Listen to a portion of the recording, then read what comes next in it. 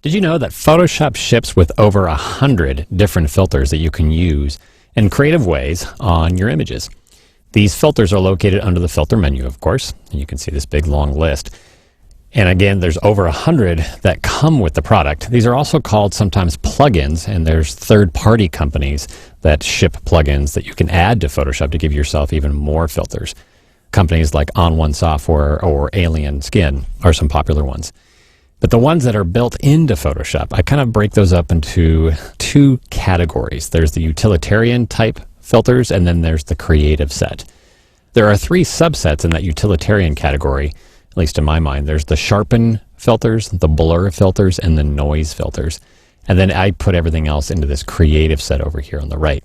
So if you take a look at the filter menu up at the top, you can see they're all alphabetized. So there's artistic, blur, brushstrokes, and so forth as you go down the list. When I say sharpen, I'm talking about the various sharpening filters under the sharpen menu, the sharpen submenu there. The two that you'll use most often are unsharp mask or smart sharpen. And then these you don't really use all that often because they don't have any control. They just do what they do.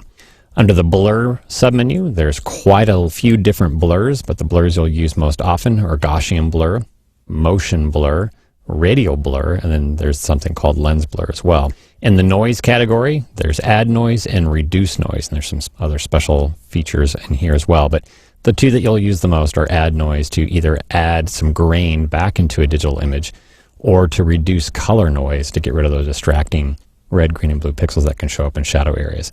Everything else is pretty much what I call a creative filter for turning your images into paintings or drawings or making them look like they were brushstroked or whatever. The one exception is that there's an additional sharpen filter in this other menu called high pass. And there's an actual separate video in this course that talks about how to do that in the blend mode chapter, so I won't cover that now. In terms of how filters work, you need to have a layer selected, and then you just simply choose the particular filter that you want to apply.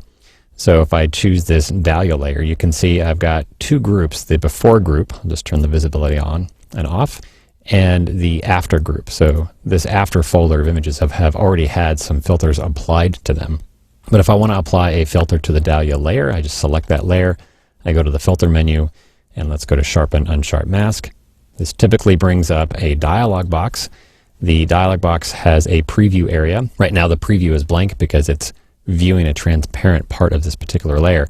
If you want to put the preview on a particular region in your image, just move your mouse outside the dialog box and you get a little cursor showing you where you can click. So if I click right there, it puts that in the center of the preview window, and then you can just pan around there to see what you want to see.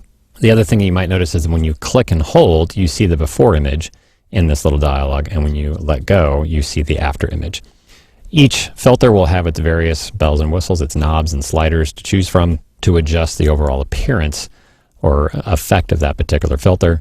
When you're happy with the results, you just click the OK button, and that filter has now been applied.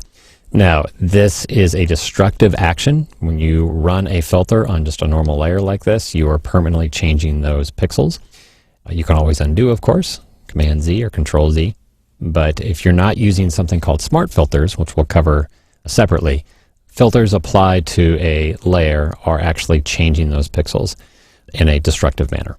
In the remaining videos in this chapter, what I'll do is cover an example of each one of these categories of filters. So I'll show you unsharp mask, I'll show you a use for Gaussian blur, I'll show you a use for add noise, and then we'll do a texture, how to make something look like it's been printed on canvas, so to speak.